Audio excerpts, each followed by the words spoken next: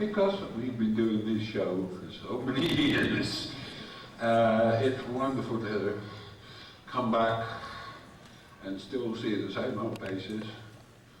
And I think over the years, most of you have bought pictures from me, which is very, very nice. And this is not a commercial, but we do have some new ones, so pop by and see us. We're in the autograph area. I thought I was going to have some help, but it looks like the others, they might turn up. But, yes, here we come. Here they come. Ta-da!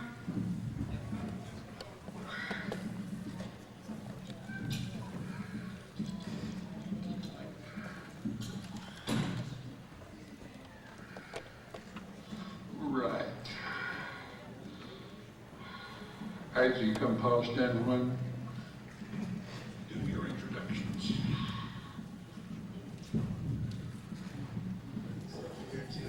Hello there, I'm Tim Rose. I played Admiral Akbar, Salisa's Crumb, and Sice Noodles in Return of the Jedi, which you probably already know.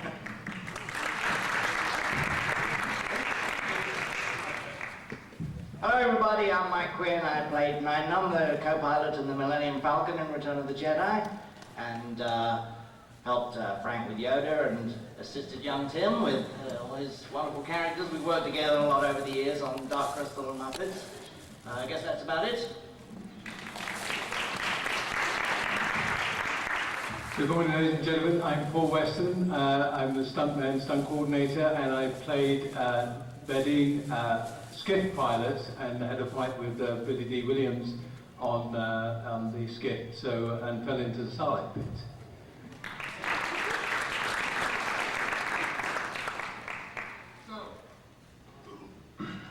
I think, is Femi coming or not? Oh, okay, so you've got to put up with us. There must be a lot of, we're all involved in a project. You probably all on the same project. So, I can remember when Paul was on the skiff, it was down in Humor.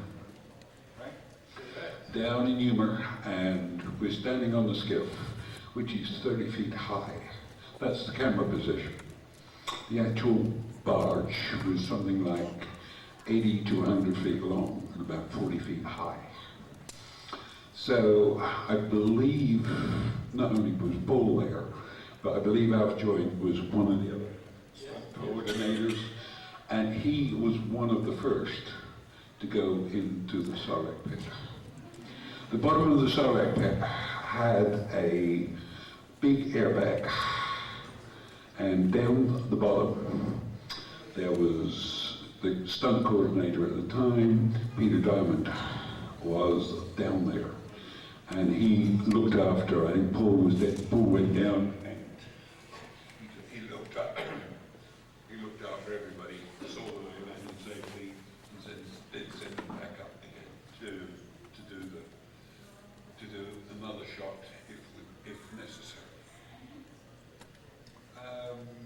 So we've all worked on the same project, but what a difference in 30 years with names everybody. Yes. We've all got our That's right. Well, everybody's career has gone in different directions. Yes. You know, Mike wouldn't be doing what you were doing now if it hadn't been discovered. Yeah. You know, all of us have more or less gone. It gave us a start. And when, I don't know about anybody else, but I never thought that it was going to go, obviously on the first one. I didn't realize that it was going to go the way it has done. You know, if it lasted 5 years on the circuit, it would be a miracle. But to have now 3 generations of people that you are talking about, it really makes a big, big statement. And it's thanks to people like you who are supporting it and enjoying it. gives us so much pleasure to come here and talk about it, and sign autographs. So, yeah, thank you very much. Thank you, well done. I might tell you that to finish that wonderful story, Peter Diamond was at the bottom of the Sarlacc pit. The problem was Billy D. Williams' stunt double was on a cable, and we had an explosion on the skiff, and I was supposed to hang on to his stunt double, hang for a while, and then fall 12 feet down onto the side of the Sarlacc pit and roll down into the mouth of the monster. The problem was that when the explosion went off, the cable broke on the stunt double, and everything from my point of view went into slow motion. I thought, this shouldn't have happened. So we were now launching ourselves, both of us, and he was a big guy, and we were going out into space. He tried to grab the cable as it snapped away from his harness. He reached up and grabbed it, and I saw in slow motion the cable go through his hand and blood come out the other side, because he couldn't hold both of us on there, and we both went off into space. And instead of falling 12 feet down, we were now falling 20 feet down onto the side of the Sarlacc pit. So as we were falling, I thought, this is not good, because he was a big guy, and he was on top of me. So I thought, I'm going to get it. And as soon as my foot hit the side of the Sarlacc, the pit, it broke my leg. I heard it go, and I felt it snap. And I started falling back into it, and I thought, I've broken my leg, but if I can see my leg and my foot, and if my toes are pointing upwards, then it's only one bone. If it's facing the other way, it's two, and that's bad. So as we were tumbling the last few feet into the Sarlacc pit, I got hold of his double, and I threw him off me, and I threw my leg up in the air, and my toes were pointing upwards. I thought, oh great, it's only one bone. And we fell into the Sarlacc pit, and Julius, his double, looked terrible. Because it was an airbag made for one person to fall in at any one time, two of us falling into it, it just deflated immediately. And he hit his head on the other side of the pit. And then Peter and all the boys came in and said, you know, they knew there was an accident because we were supposed to be, as we've done before, hanging up there and just one fall down. And the first assistant, Mike Steele, I think it was. Dave, yeah, no, I think it was, yeah, the second assistant was Mike. Anyway, he came down and he said, you guys okay? And Julius said, yes, I'm okay, we're okay. And I said, Michael, I've broken my leg. He went, they've broken his leg, he's broken his leg. Total panic. And they then brought down the ambulance and we got out. Unfortunately, there was an ambulance on standby. Yes, yeah. They sat. So just a question of getting you down. Yes. And getting, we heard the sirens go. We're way up there. Yes, they were way up the top. 30 feet up. Yeah. We heard it. Actually, I think I heard it. Yeah. Yes. You know, It's, because you're out in the desert and it's totally silent. All you've got is the camera station and someone giving you instructions when to go. yes. And that you hear, you know, you could hear a pin drop if you did. But I think I heard it go. I heard something go. Yes. It sounded like a bolt. Funny, I did as well. Yeah. No, we had to come back I up. had to come back and do it. No. Put the plaster on. No, we actually got the shot eventually, but no, it was. It finished me for a little while on that.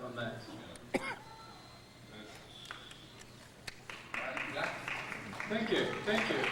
It's a sad story. It's a sad story. Actually, that particular shot that you're talking about is only one of my stunt double. Yeah. That is not me hanging through the regulars. Because we hauled this stunt double all the way around. I'd done most of the stuff. Yes, he was getting quite And frustrated. I got pissed off and Dave, anyway, Dave's first assistant, Dave Tomlin. Dave Tomlin said, do you want to do it? I used the expletive deleted and said, no, let him do it. Hell no, or what? And having seen him with his legs between the balustrades, by the time you get two men on the bottom of it, there's going to be strain in a very strange place. So I was glad that I didn't have to do that. We did part of it, but not that one, because they told me and said, do you want to do it? I said, no, actually, I've got my suntan. I don't need it anymore. So, but that was the only one that I didn't do. Playing, no. Yes. You have fun? Give it the mic. Yeah, I don't know how much of you realize about the Mayhew, the co-pilot there, but he started out as just a costume, but he didn't have any facial articulation at all. And Tim and I had already been working with the whole Akbar thing, where there was the costume that you were inside, and then there was the hand puppet version for all the close-ups. Seen in, I don't know if any of you have seen any of that documentary footage, but there's Tim there with the hand puppet Akbar. So singing some lovely songs for everybody. Check it out if you haven't seen it. But so yeah, I was suggesting to Phil Tippett maybe we should do the same thing with Nine Num. They'd added dialogue for the cockpit, and they were figuring out how to articulate the face. Should they do it with cables or cover his mouth up with some oxygen mask or something, so they didn't have to move it. It was, I think they only had, 2 to 4 weeks away from shooting on it or something. So yeah, I suggested, well, how about just turning it into a hand puppet? And we did a little film test.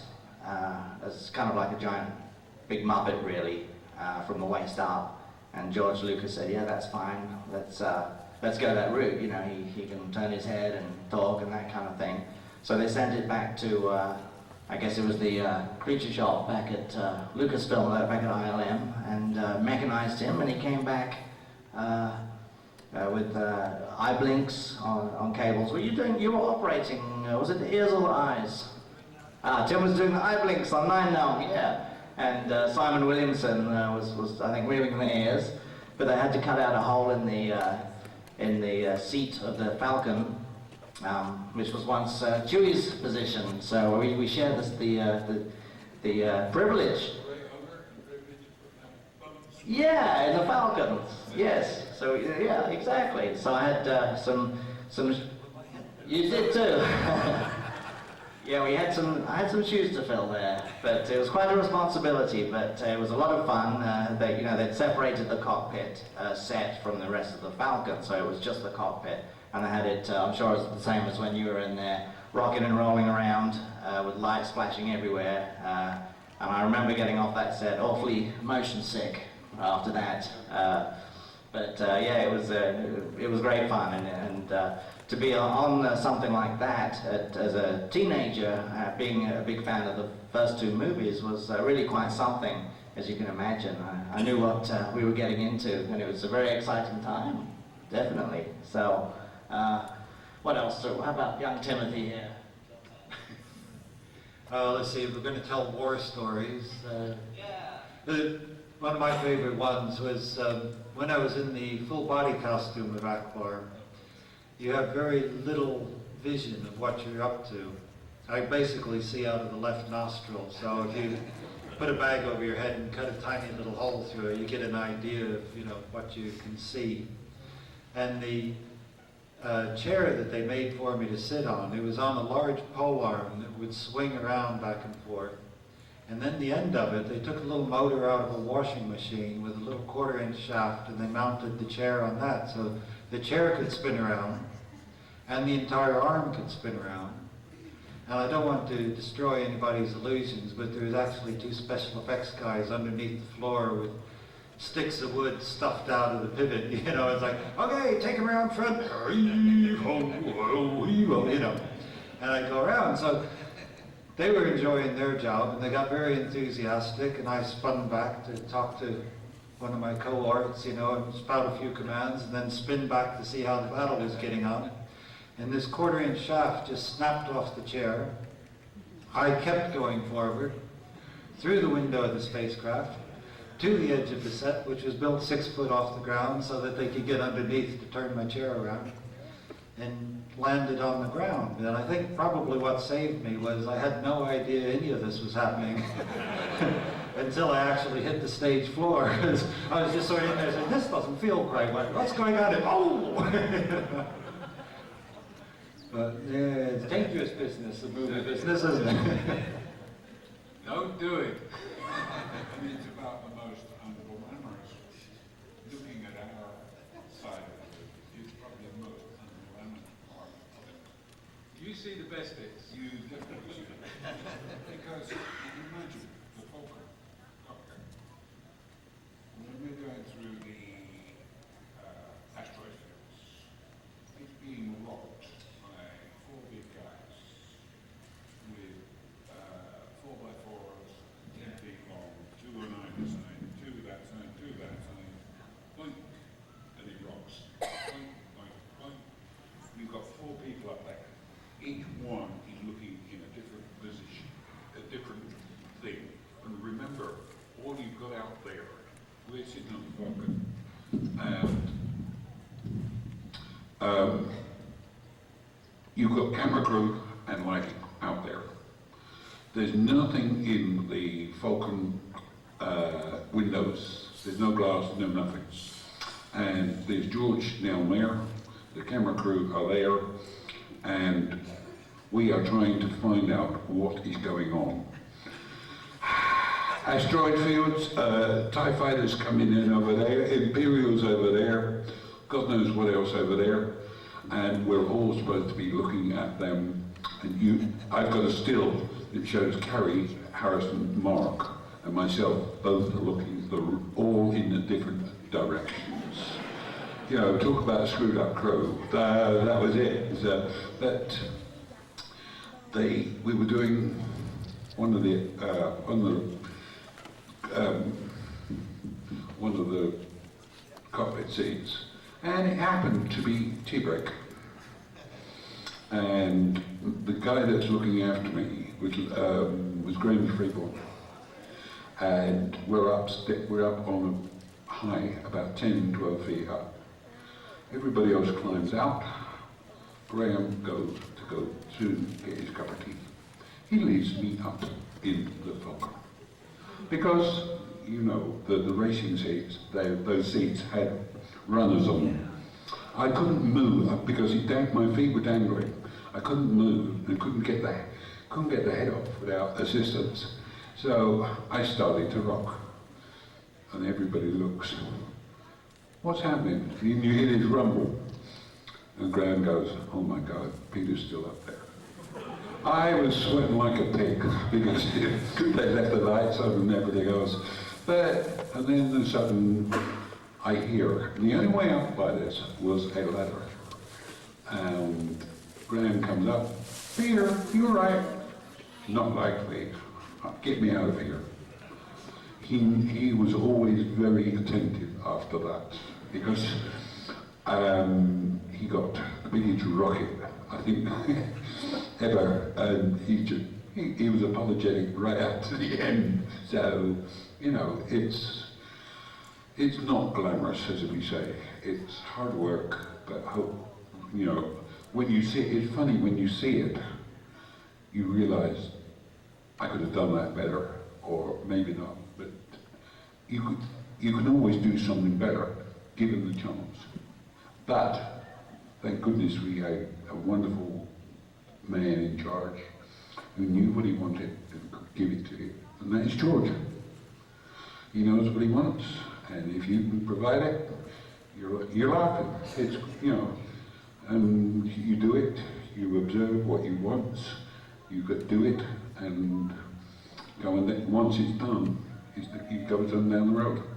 Now, unfortunately, it doesn't work that way this time in modern film, because it's all on disc and it's all digitalized, which makes puppets and Wookiees very, very Not easy targets, but it takes, that was the only, I think that's one of the reasons I got invited back, because you cannot digitize a Wookiee. You know, Yoda, 7.5 minutes that he's on, I think it was 45 minutes per frame. So that shows you the product that cost. It's ridiculous.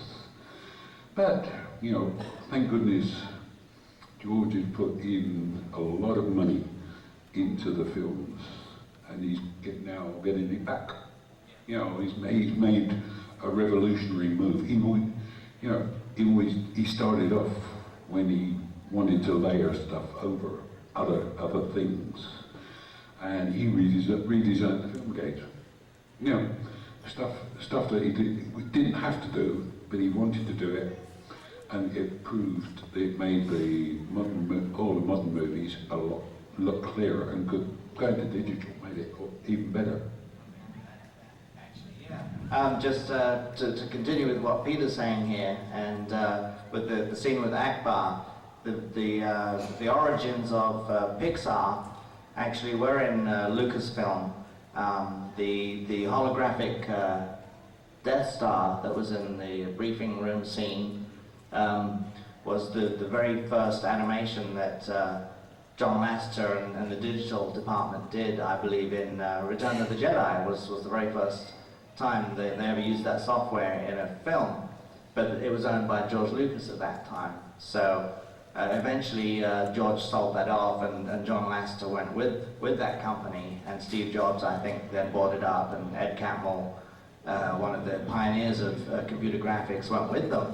And they became Pixar. But the origins of Pixar were in the holographic Death Star in Return of the Jedi. So that's kind of interesting too. But so George pioneered a lot of that stuff too, actually. So not many people know that, I think. So I don't know if anyone has anything to add or any other questions they would like to ask, or you can raise your hand. And there you go. Here's one right here.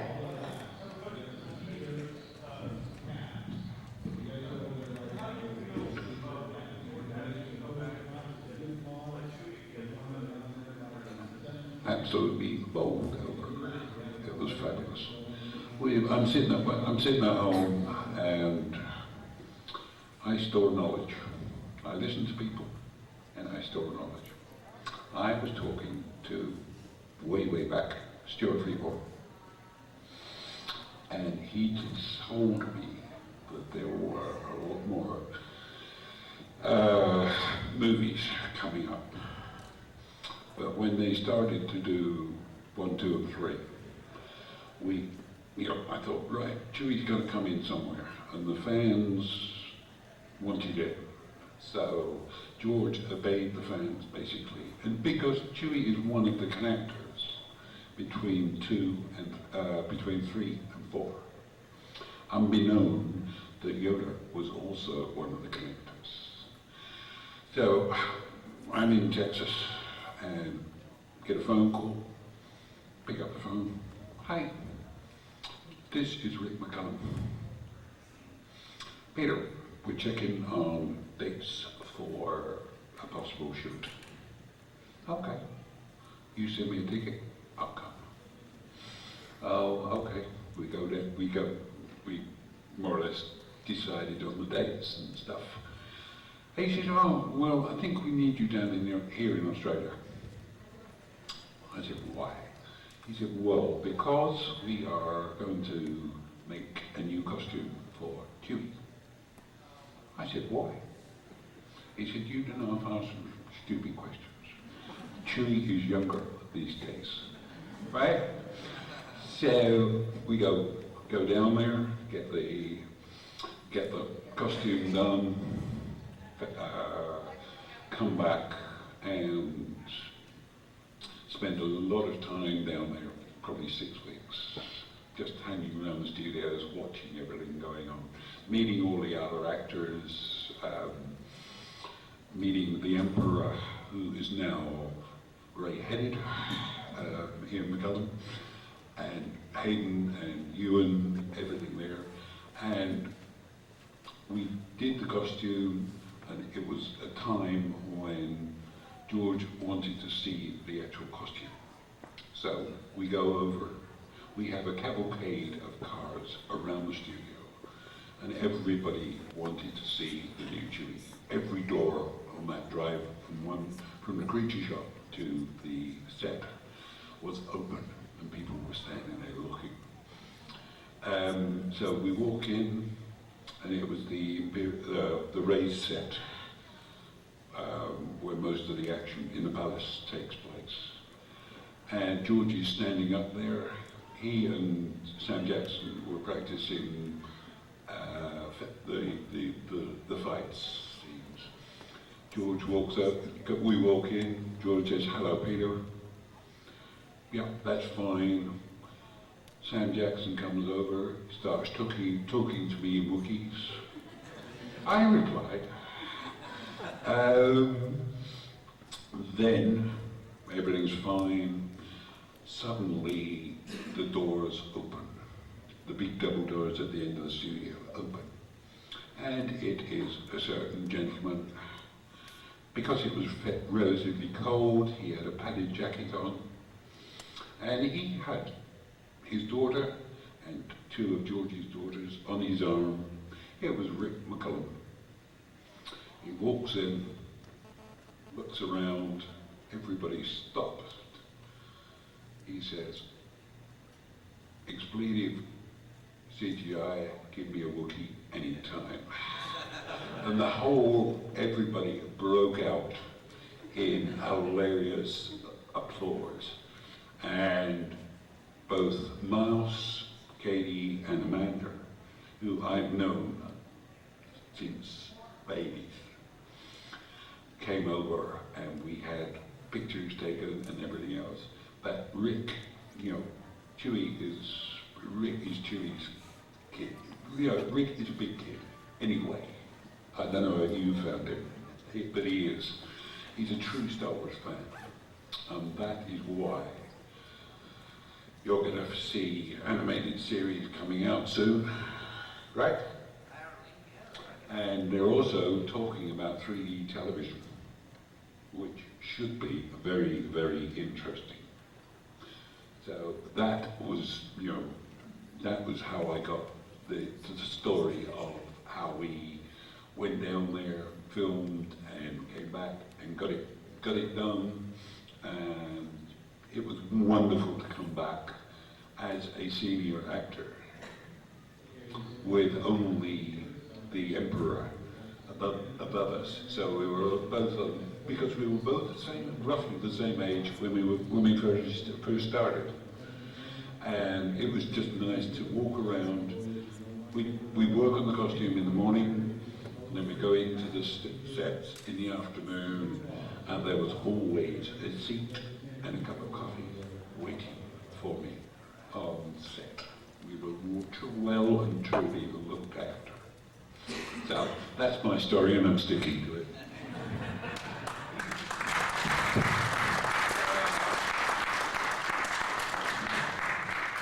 Any more? Yeah, that has to be another one or two. We're probably wondering, are you guys gonna make any more after Return of the Jedi? The rest of them? Well, I don't think it's planned, but as I just said, we've got animated series coming out maybe next year with a possible television, 5-year television thing going on afterwards. So why make movies when you put it to television? And there's so many stories. You read the books, there's so many diversion stories of different characters that can be made into television. It's easier to do it on television than it is in the studios. You're talking to 4 guys that know their way around the film set, right? Yep. Yeah. And the TV series is far easier. You're dealing with smaller studio, smaller sets, and smaller everything, rather than having a Millennium Falcon that would fill this room, right? So it's the easy way of doing it, and he can distribute it to wherever he wants to, rather than having it in the theaters. It can go to home, it can go to video or disc. And still be high quality. And still be high, yeah, exactly. Your digital quality. You know, I'd rather go out and do it that way than have to worry about the film, the quality being not as good as it should be. So, you know, it all depends. You know, the next 2 years I think are going to be very, very interesting. Yeah, fingers crossed. Yeah. If you keep your ears and eyes open, don't believe everything you read, but read really about minds. So, any more? Over there, Jeff? Yes, sir. Yes, for Peter, Tim, and Mike. I was curious about how long did it take you to get into costume? How long did that take? Good. Well, I was very lucky. Salacious crumb, you just pick him up and slip him on the hand. But even Akbar, because he had plastic eyes, not my eyes. Somebody like, say, Bib Fortuna, he's wearing sclerols and full prosthetics, so you've got to get the eyes in, then you have to glue the face mask on all the way around, and that's usually between a 4 and 6 hour process. But because I actually worked in Phil Tippett's workshop and got to help make this stuff, I made sure that mine went on and off in about 5 minutes. So, because in England, he was talking about tea break. The first thing you learn is you don't stand in the way when they call tea break near the stage door. It's a very important time of the day. And the other is make sure you can get your costume off quickly, or you don't get anything at tea break. So it was very quick, but it can take a very long time.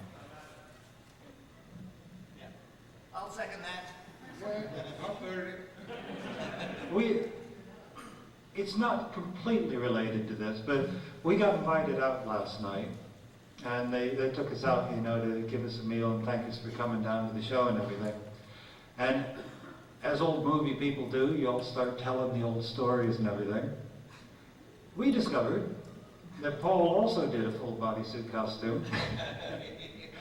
He was dressed up as Fozzie Bear in Great Muppet Caper and was driving the taxi around town that they rode around Harrods and all that, with Mike in the back seat in the first movie that he ever did, playing It was Gonzo and Kermit.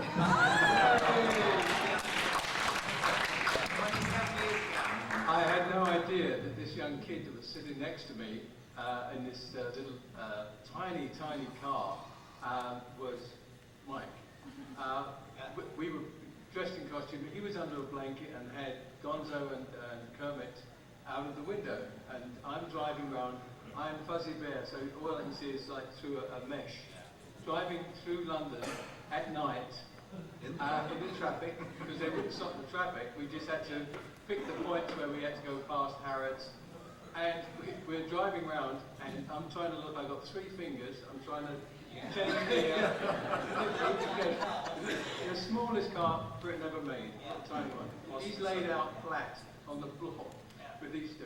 And we pull up the traffic lights, and the people saw his hand, saw Gonzo and Kermit, came running over to the car going, "Kermit, how are you? What are you doing here?" Just absolutely loved the character, but thought it was real. And he's going, "I don't know why these people are talking to my hand." But we drove around there, and we were just discussing the other night that I said I played Fuzzy Bear, and we discovered he was the kid, 16-year-old, his first job, first week. So it's a very small industry we are in, and it's nice to meet each other. finally. Finally. Tell the story about you getting your job. Oh, Real quick.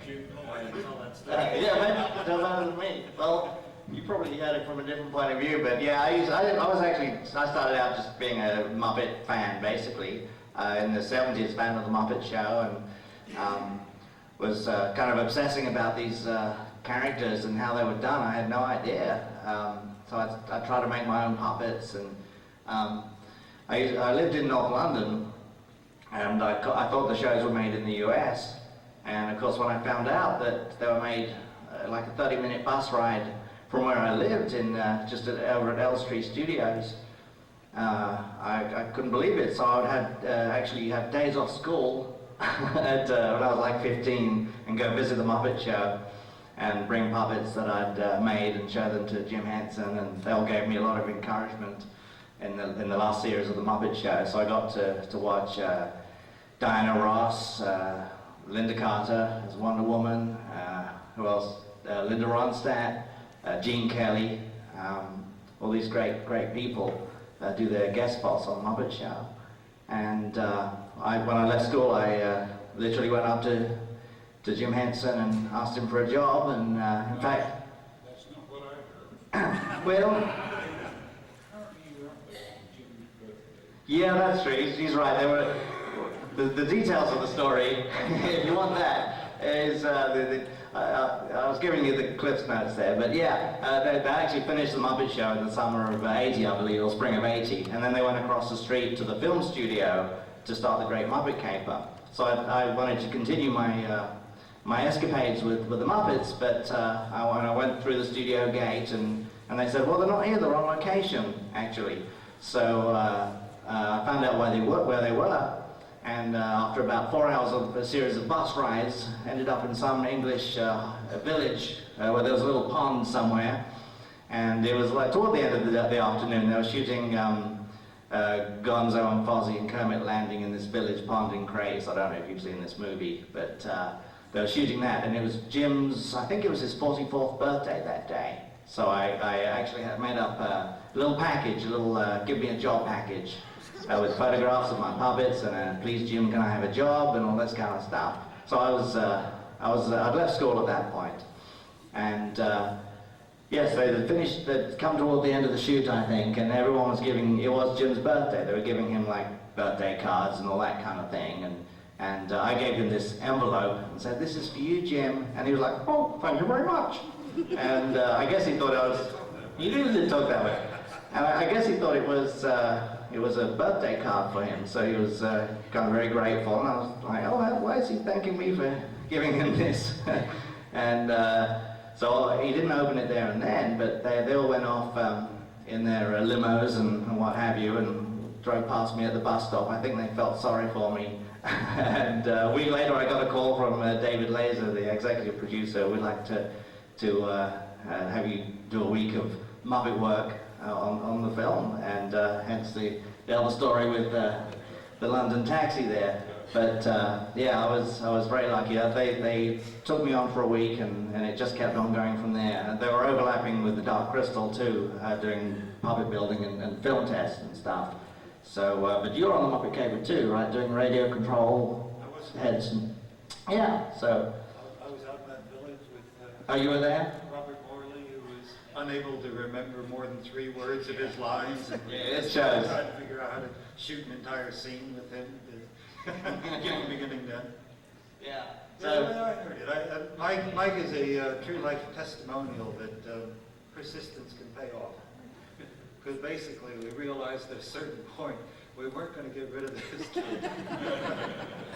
Jim got terribly worried that he was going to ruin his educational career because of his complete addiction to Muppets. So he thought, we better offer him a job or he might end up down in Skid Row, you know. So he proves that persistence and what you care about can pay off. But he's finally made Skid Row, it's okay.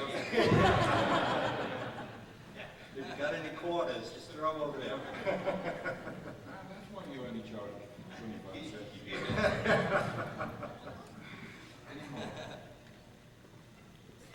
Any more questions anywhere? Yes, please.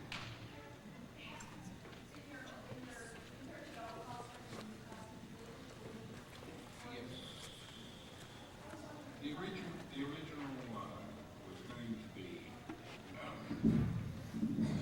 the original one was going to be a space type cooling system, But time and money, mainly time, because when my costume was being made, the first unit were out in Tunisia doing the 3PO and R2 stuff in the desert. So we had probably 2 weeks, 3 weeks to get everything made. And Stuart just said, no, don't need it, because it was the costume was fairly loose weave.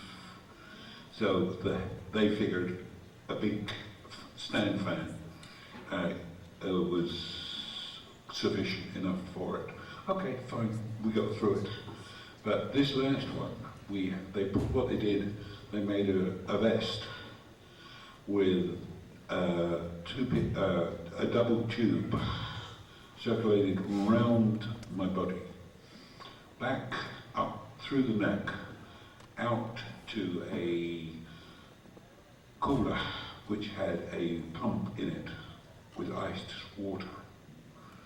So we come off set, unplug the tubing, put it into the tubes that come out of the cooler, switch the motor on, and within 30 seconds I've got cool water around the main torso of my body. So it kept it cool, and then there was all the fans and stuff that were extracting air out of all the hot air out of wherever we were. I was very fortunate. It made it a lot easier to work with. When they were ready, just put 2 plugs in the tubes, stick them back down there, put the mask on, which only took 5 minutes in answer to, how long does it take to make a Wookiee? It's probably 5 minutes with a little bit of eye makeup, because it's a mask and it's off my own face, therefore it fits very, very tightly, but it also comes off very, very easily. It's a one piece, so 5 minutes total from civvy clothes to costume, 15, 20 minutes, that was all, so it wasn't too bad. I might say that he was the lucky one. We were, as the Nictos, we were in total latex gloves and body and head. So when we was up on the skiff at the Sarlacc bit, even Peter had to be up there, and there was no chance of the crew getting up there to cool us down, and we were just standing there in the desert. It was about 110 degrees, and once you put the costume on and got in position, that was it. They used, when they had a little break and they came up and got onto the skip with us, they fed us with long straws and gave us as much water as we could take. And from my costume, you could open up the mouth and they used to put a little fan in, and you'd be going, and it was, as I say, 110, and then you're starting to fight. And when we had to do the fight, obviously you get a lot hotter. But there was no way of cooling down apart from getting off and taking that head off and taking your gloves off. There's one photograph that they keep giving to me to sign, and it's a rehearsal photograph. I'm there and I've got all the hood on and everything, but no gloves. So it's my hand holding, fighting with Billy D. Williams, but it was just a rehearsal. And people don't know that. They don't see the fact that it's a human hand under this creature. But it was very hot, and I can only commend Peter for what he did over the years in that early costume, because even in the studio, the heat is tremendous.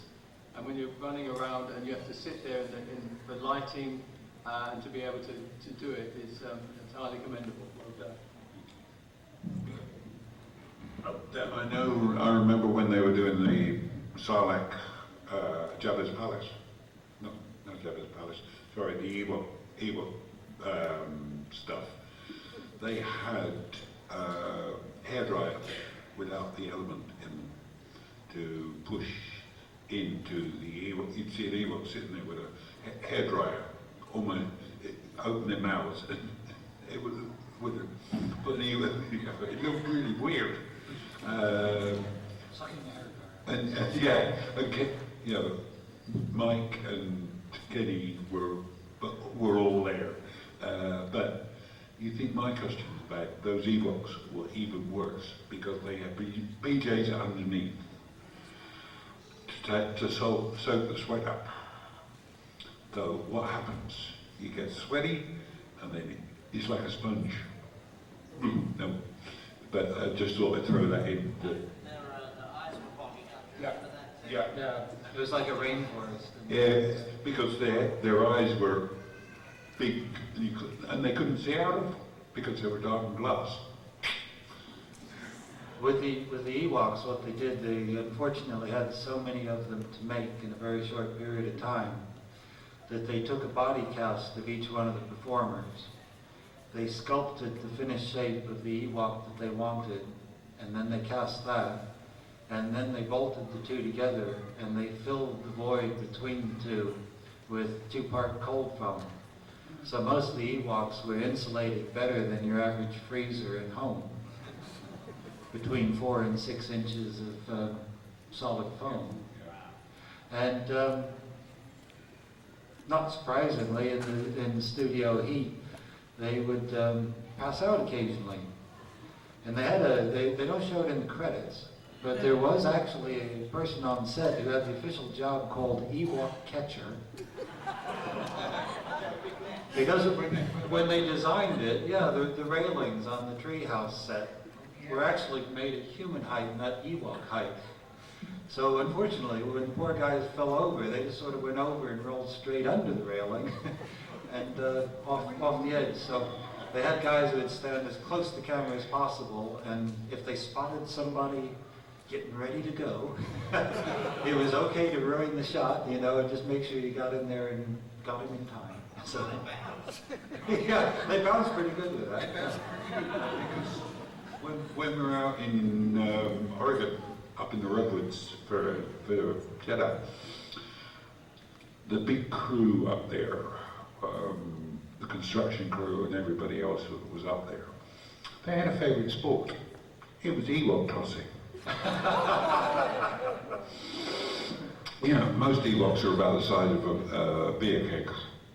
But we actually got one going 30 feet. It was wonderful.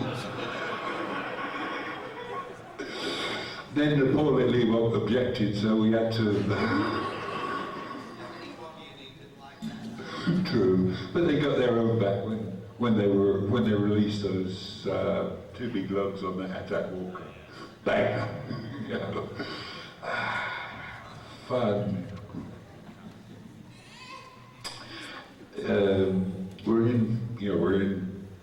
Where we were shooting with the Ewoks was in an old log camp.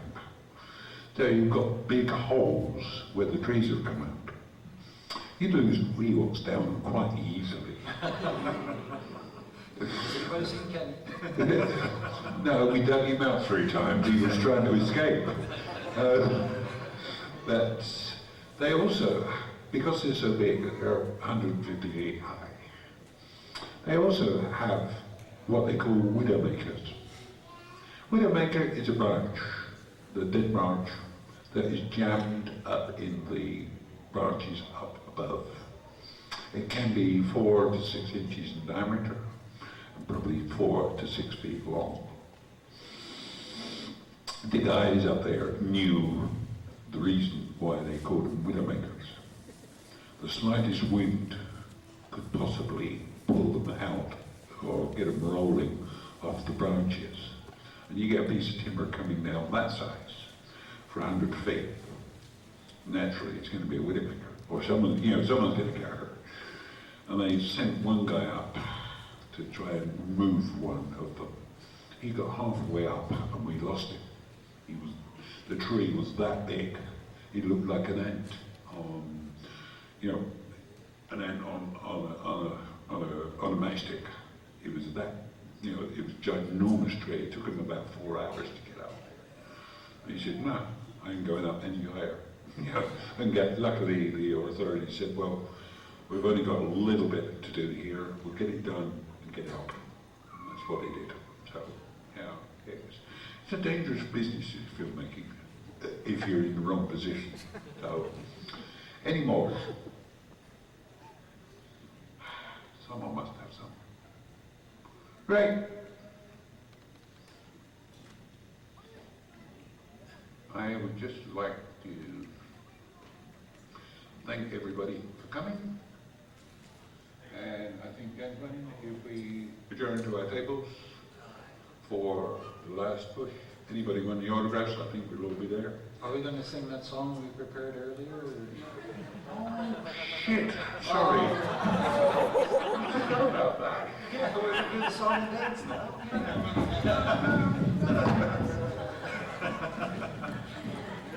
I think it's time to exit stage left. Yeah, definitely. Thank you.